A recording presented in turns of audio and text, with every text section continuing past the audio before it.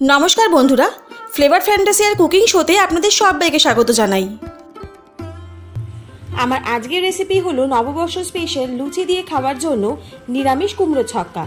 आजकेर भिडियोते आमि देखाबो कुमड़ो छक्कार स्वाद बाड़ानोर जोन्नो आमरा कोन भाजा मशला व्यवहार करेछि। नवबर्ष होक बा जे कोनो अनुष्ठाने बा जे कोनो निरामिष दिने जलखाबारे एरकम लुचिर साथे एई कुमड़ो छक्कार स्वाद असाधारण। ताहले चलुन आर कथा ना बाड़िये आजकेर रेसिपि स्टार्ट करा जाक।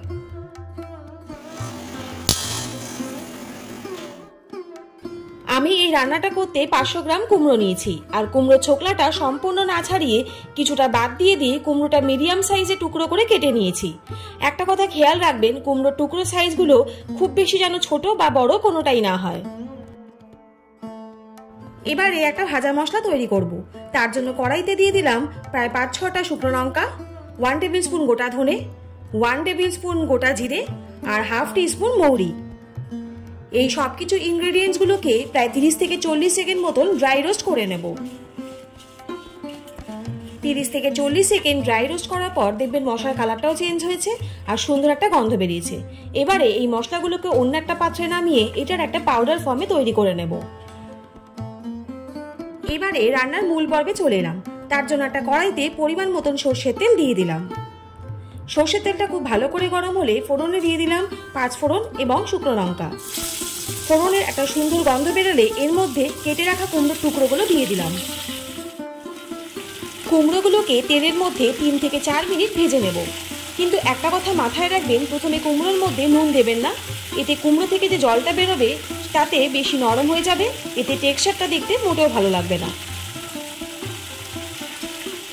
এরকম অবস্থায় কুমড়োর মধ্যে আমি অল্প একটু হিং দিয়ে দিলাম।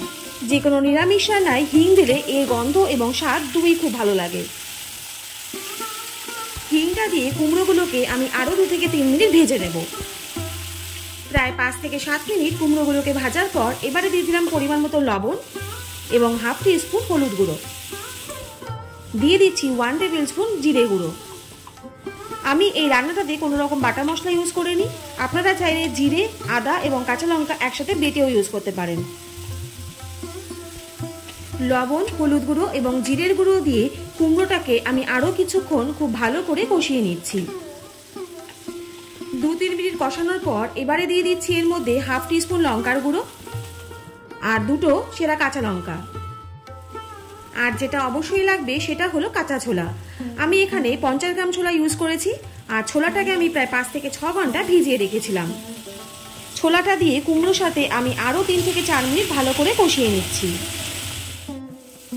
এবারে দিয়ে দিলাম 2 টেবিল স্পুন নারকেল কোড়া। আমার কাছে নারকেল কোড়া ছিল না, তাই আমি এখানে ডেসিকেটেড কোকোনাট ইউজ করেছি।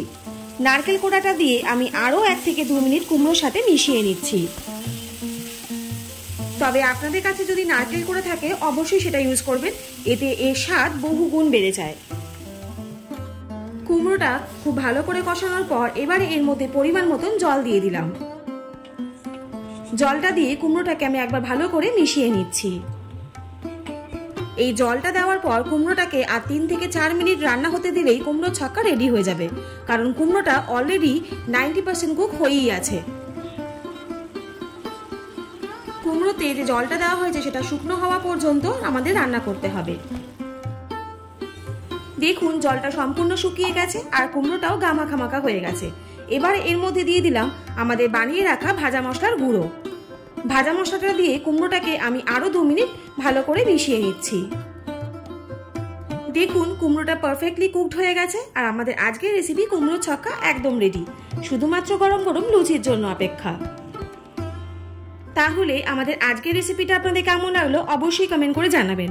আর যদি ভালো লাগে তাহলে চ্যানেলটা please like, share and subscribe করতে ভুলবেন না। আর পাশে থাকা বেল আইকনটা অবশ্যই প্রেস করে দেবেন, যাতে এরকম নিত্য নতুন রেসিপি আপনাদের কাছে সবার প্রথম চলে যায়। সবাই সুস্থ থাকুন, ভালো থাকুন। অনেক ধন্যবাদ পাশে থাকার জন্য। আর নববর্ষের দিনটা খুব ভালো করে কাটান। দেখা হচ্ছে নেক্সট কোনো এপিসোডে, ততক্ষণের জন্য টাটা।